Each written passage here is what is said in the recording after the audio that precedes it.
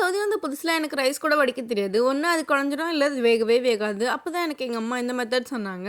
First ரைஸ நல்லா கழுவி எடுத்துட்டு, அதுக்கப்புறம் தேவையான அளவு வாட்டர ஊத்திட்டு, நல்லா கொதிக்க விடுங்க. நல்லா கொதிக்க விடும்போது, ஒரு 10, 15 மினிட்ஸ்ல நமக்கு வந்து ரைஸ் நல்லா வெந்து கிடச்சிரும். நீங்க இப்படி ப்ரெஸ் பண்ணி பார்த்தீங்கன்னா, அது நல்லா அமிங்கி வந்துடுச்சுன்னா, வெந்துருச்சுன்னு தான் அர்த்தம். அந்த டைம்ல நான் இந்த மாரி ஒரு மெஷ் டைப்ல இருக்க ஒரு கிளாத் எடுத்து, அதுக்கு மேல வந்து அப்படியே வச்சு ஷூலேஸ் டைப் பண்ற மாரி டைப் பண்ணி எடுத்துக்க போறேன். இது வந்து ஒரு சணல் பையோட துணி தான். நீங்க இந்த மாரி யூஸ் பண்ணும்போது, நமக்கு அது கையிலயும் ஊத்தாது, சுடவும் சுடாது. ஈஸியா நம்ம வந்து பண்ணி எடுத்துக்கலாம். நான் இத அப்படியே எடுத்துட்டு போயிட்டு சிங்க்ல வச்சு வடிச்சு எடுத்துருவேன்.